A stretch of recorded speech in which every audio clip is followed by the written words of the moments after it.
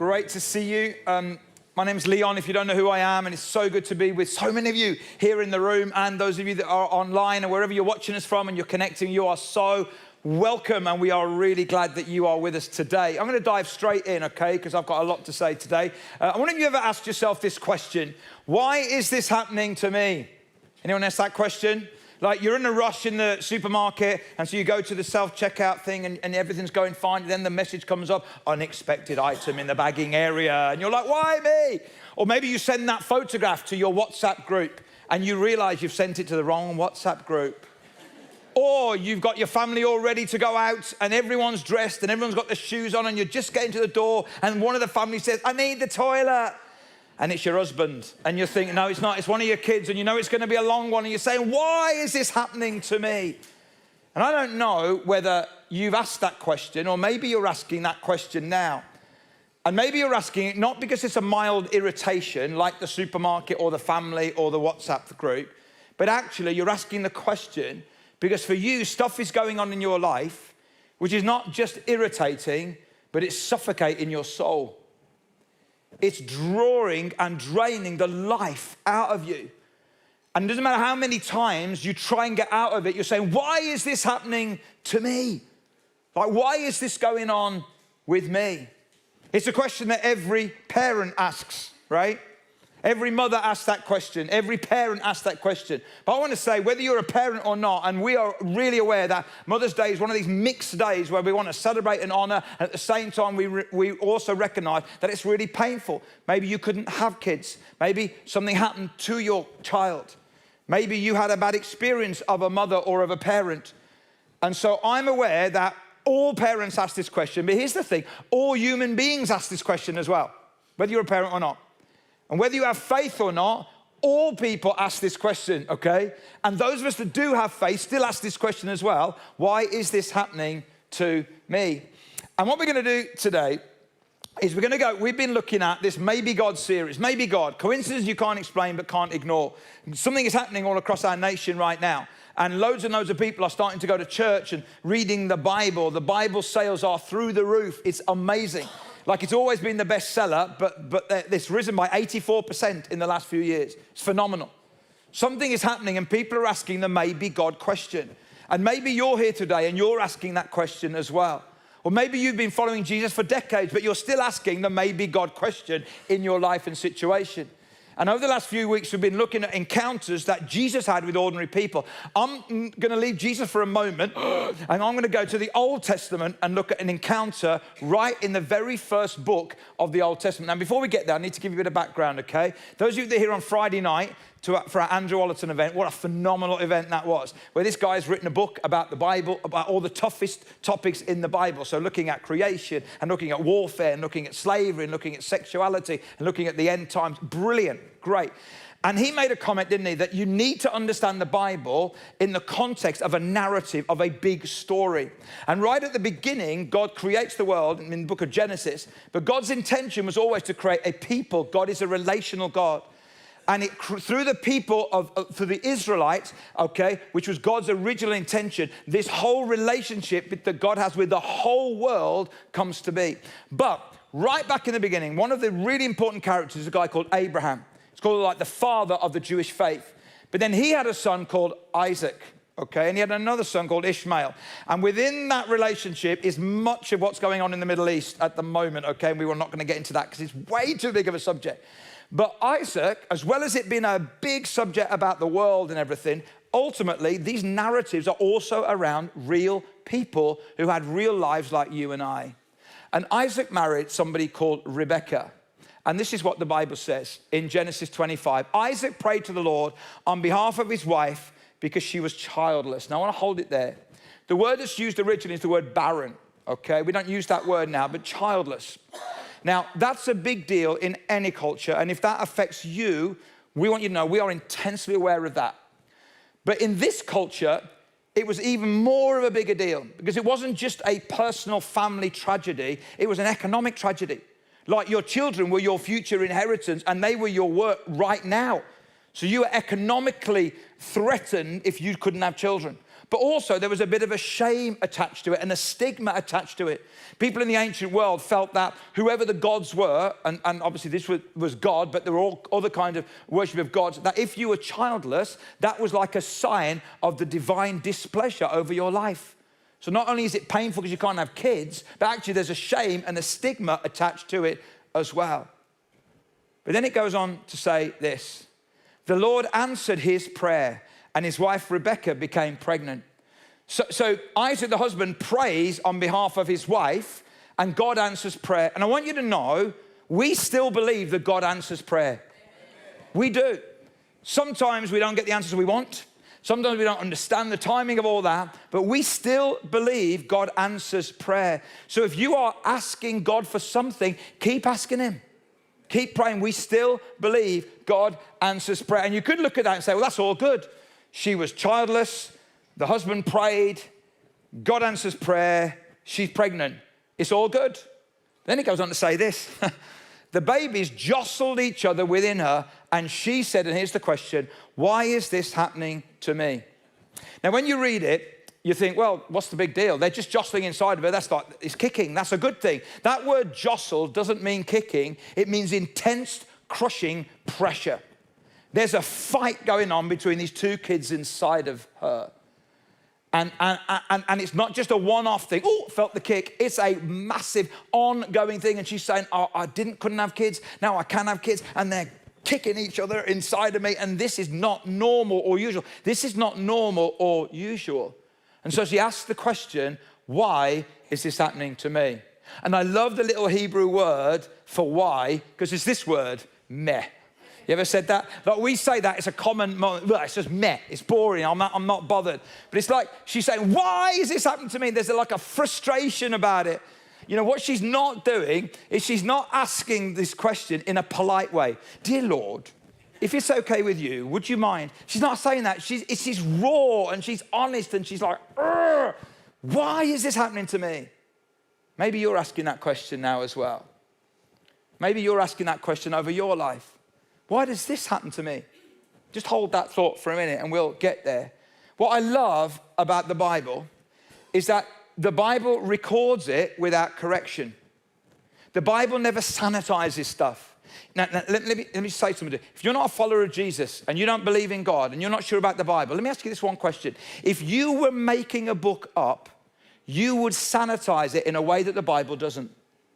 Because if you look in the genealogy of Jesus, all the ancestry of Jesus, in there is Rahab the prostitute. In there is David, Solomon, whose mother was Bathsheba. And if you know that story, that's David the king who took Bathsheba that wasn't his wife, and he had her husband killed, and he slept with her adulterously, and he's punished by God for that. And it's all there. Now, if you were making it up, you'd take all that stuff out, wouldn't you? Which is one of the reasons why I know the Bible is so true, because it's never sanitized. You get all the raw, honest stuff. In fact, Abraham, the father of Isaac, that great father of the faith, he pretended his own wife was his sister to get him off the hook. He got drunk and all kinds of crazy stuff happened, which you might want to read it. Now that I've just said that, you might not. It's like, it's X-rated. It really is. And the Bible doesn't disguise the tone. It doesn't cover the tone. God doesn't rebuke her tone. God doesn't challenge her question. God doesn't question her faith. God answers her prayer. But he only answers the prayer after she does something. This is really important. So let's go to the whole verse again. The babies jostled each other within her, and she said, why is this happening to me? So she went to inquire of the Lord. This is so important. Now, previously, Isaac went to God on behalf of her, but now she's like, boy, sit there, I'm going myself. I love that. It's like, yeah, you went on my behalf, but now I'm going. It's a little bit like, I hate automated things on the phone. Anyone like me? I hate that. I want to speak to a real person. And sometimes when I speak to a person, I want to speak to their manager, okay? And it's a little bit like, that's just me, and I'm working on that, okay? That's just what's happening here. It's like Rebecca saying, Isaac, you went on my behalf, but now step away, boy. I'm going to see the boss myself. So she went to inquire of the Lord. And that word inquire means seek, search, pursue. It's like investigate. It's the idea that God is personal and he's knowable. You see, you can ask the question, why is this happening to me, all you like. Nothing will change till you do what she did, which she went to inquire of the Lord. So things happen to us. Things happen to all of us, whether we have faith or not. It's what we do in that moment when we ask the question that makes all the difference. She went to inquire of the Lord. And this is the hinge of the whole story. See, what she didn't do is that she didn't spiral. So many of us spiral, don't we? You know, that when something happens bad to us or something happens again, we spiral. I have been known to spiral on a few occasions. In fact, when I was younger, I was even more dramatic than I am now. And when we were in our first house, our first child, Josh, was just born. He was a few months and he was starting to crawl. And I was in the kitchen one day and cooking. And this is really embarrassing to share this about myself. There you go. And as I pulled the pan out of the oven, it went on fire and I spiraled. Okay, and just completely spiraled, got all dramatic and histrionic. Before I knew where I was, I'd thrown it up in the air. It went on the floor. There's oil that's on fire all on the floor. I slipped on the oil. I'm lying on the floor. The baby is crawling in towards the flames. It's like the scene out of a movie. All right, and I'm spiraling, and Alison walks calmly in tea-towel over the fire and says, "Get up, you muppet. What's the matter with you?" All words to that effect. All words to that effect. Yeah. All right. Okay. And some of us can do that, can't we? Like, it happens to us and we just spiral. We just say, "Oh, this always happens to me." Ever said that? It always happens to my family. And we spiral. Or we can blame. So she could have blamed Isaac. It's your fault. Or she could have assumed that there was something wrong with her. Or she could have compared herself to other people. Oh, look at their family. Everything always works out for them. It never works out for me and for my family. But she doesn't do any of that. She goes to inquire of the Lord. And I think that's a word from God for some of you today.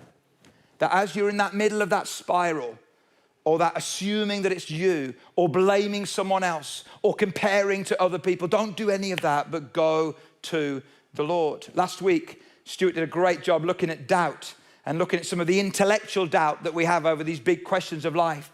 But you know, doubt isn't just the intellectual. Doubt often comes for all of us, whether we have faith or not, in the middle of painful circumstances, of which many of you may be in today.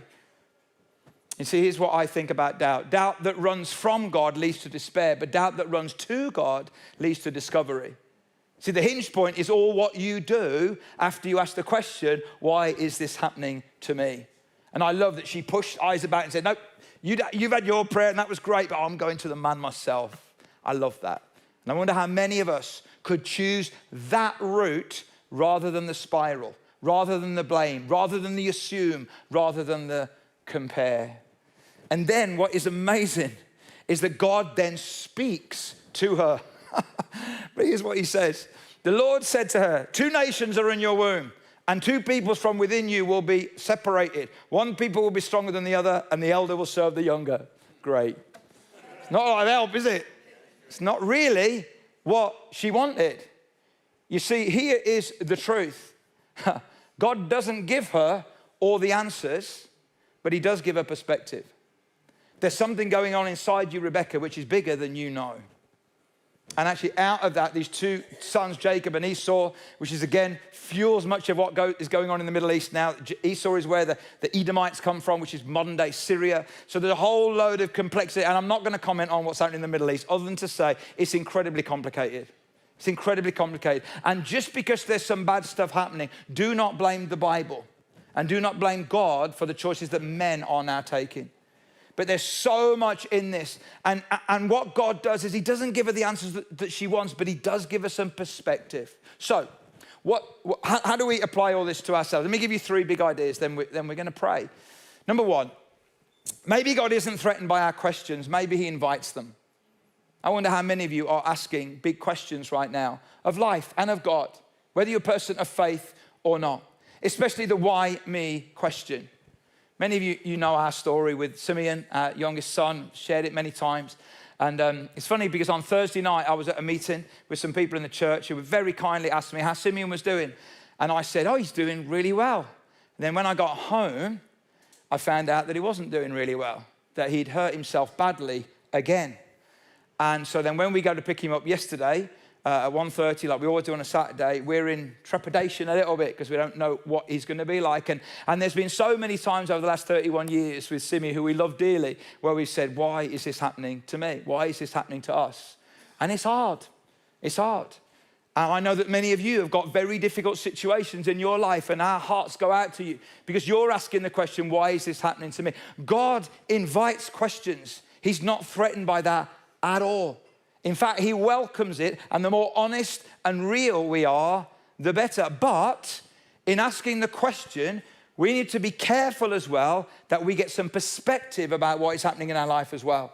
Rather than spiraling and assuming and blaming and comparing, we inquire of the Lord. You see, if you don't inquire of the Lord, if you don't take it somewhere, it will take you somewhere. That feeling will take you to a place that you don't want to be. I love how a guy called Pete Wilson said it. He said this, if you don't let God transform your pain, you will transfer your pain. It's exactly what people do. And so that pain and that answer question, rather than letting God transform it, we transfer it and it becomes something else that drives us. And I love this kind of thought that I want to put up here. God would rather hear your honest confusion than your fake certainty. So it's all right to be confused. I'm confused a lot of the time about God. And if you are on a journey today and you're not sure about God, that's all right. Just keep journeying with him. God would rather hear your honest confusion than your fake certainty. So maybe God is inviting questions more than we think. The second big idea, though, is this, that maybe God gives us enough light to trust him, but not enough to control the outcome. I wish that wasn't the case, don't you? I want God to give me all the answers. How is it all going to work out? In fact, with Simi, we ask so many times, how is the future going to work out? As we get older and as he gets older and as life changes. And we have to just sometimes stop and say, God will give us enough light for the moment. The outcome is up to him. We have to trust him. You have to trust him in your moment. You have to trust him in your moment. The amount of times that I've said to God, God, if you could just do it my way. Anyone said that? Wouldn't that be great? If you could just figure this out my way, just do it like the way that I think you should. And I think God sometimes smiles and says, nah, not going to do that. Not going to do that. I'll do it my way, which is always, always the best way. And Rebecca didn't get a timeline from God, but she got a perspective from God. So she didn't get predictability, she got purpose. What she didn't get was management, she got meaning. What she didn't get was answers, she got assurance. That I'm with you in the situation. That even though you can't figure it out, even though you can't control the outcome, I am with you in every moment. But here's the truth. I wonder how many of you need to hear this. God often speaks after we admit we don't understand. I wonder how many of us in our situations have got to that point when we say, do you know what, God?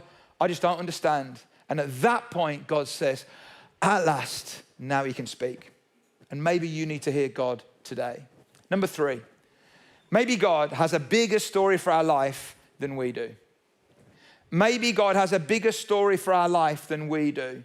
Maybe God is doing more behind our backs and under the surface than we see and imagine. Here's a thought. You see, in our modern day, and I want to be careful I don't go off script too much because I'll end up ranting, and you don't want that, and I don't want to do that neither. But in our modern day, I want to be really careful how I say this.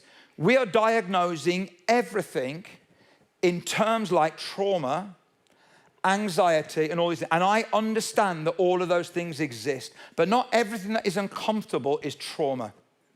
We have to be really, really careful. God is doing more in our life that if we embrace it and if we allow him to do, he is doing more in our life than just wants to make us feel comfortable. Do you understand? And actually, sometimes we say, why is this happening to me? We say, hey, I want to stop asking that, why is this happening to me? And I want to ask, who is behind it? Who is allowing it? Who is wanting to move and to be in my life? And I love the fact that actually God reveals to her that there is something bigger going on that she's now a part of. Every one of us has a story, right? You have a story, I have a story. You know this. None of us get the story we really want. And on a day like Mother's Day, we're all aware that none of us have got the story that we really want. Some of you, your mom's not here. Some of you, your mom was never here. Some of you can't have kids. Some of your kids are struggling. And on all that, none of us get the story we want. But all of our stories can be redeemed and find meaning and hope and purpose when they become part of the bigger story that God is trying to write. And if that's true, we have to allow sometimes the discomfort of what we're going through to feed into the bigger thing of what God is wanting to do in our lives. Maybe there's a bigger story going on than you realize. You know, every parent have moments when they ask the question, why is this happening to me? Every human being have moments when they ask the question, why is this happening to me? Well, maybe God is doing more than you can see. Maybe God is shaping a bigger story than you can see. And maybe God is inviting you to trust him when it doesn't seem to make sense. Years ago, some of you won't know this, but like in a previous life, not talking about reincarnation now, all right? In a previous life, I was a musician. That was my background in my 20s. I got to travel quite a lot, and I got to work and play for some amazing people, like in the Christian world and in the other world. They were quite famous at the time. And one of the ladies that I met, and I'd read a lot about her story, so I got to meet with her and I got to play the piano for her, was this lady, Johnny Erickson Tada. Some of you will know who she is. And when she was 17, Johnny was just a beautiful, vibrant young woman. She was plenty of years older than me, but I'd read her story. She dived into a lake in Chesapeake Bay in America. And as she dived into the lake, she hit a rock, her head hit a rock on the bottom. And as she came out paralyzed from the neck downwards. And she learned to paint by holding a brush in her mouth. She learned to write songs. And I got the privilege of playing one of those songs with her at a big Christian event. But as I got to know her and as I got to read the stories about her life, I thought, this is an incredible woman who'd asked God to heal her many, many, many times. She'd been prayed for many times.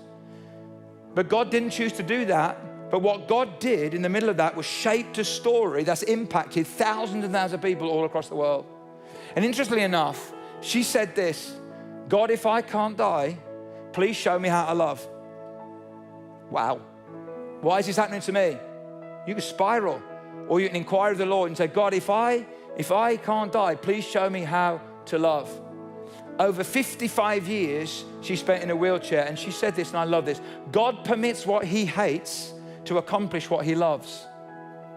And it's like out of that, God brought a story that was way bigger. Now, would she have changed it? Yeah. Would she have wished that it wasn't like it was? Yes. But what she did with it is amazing. And I want you to know, what you do with your story, it may not be as dramatic as that. What you do with your story literally won't only change you, but it could shape and change a world around you as well. But you and I have to learn to trust, don't we? So whether you're a person of faith or not today, I want to encourage you and invite you into a moment today where you say, hey, this thing that I'm asking her, why is this happening to me? That I ask time and time again, I'm going to stop asking that why question so much, and I'm going to look at the who. Who can I bring this question to? Who is wanting to speak into my life? Who is wanting to shape the story that I am in? And in a moment, we're going to sing together. But I'm going to invite you into a moment of response before we do this song and then into this song, because this song is called Trust in God. And there's kind of some lines out of this song that are based on a really old hymn that some of us in the room will remember. And it's really important. And then they've combined it into a new song. And then in the bridge towards the end, there's this great line where it says, I sought the Lord and he heard and he answered. I sought the Lord and he heard and he answered. And I just want to invite you into a moment where you say today, hey, I am going to do that over this situation in my life. Whatever it is. Why has this happened to me? I'm not going to allow it to spiral, even though at times it will.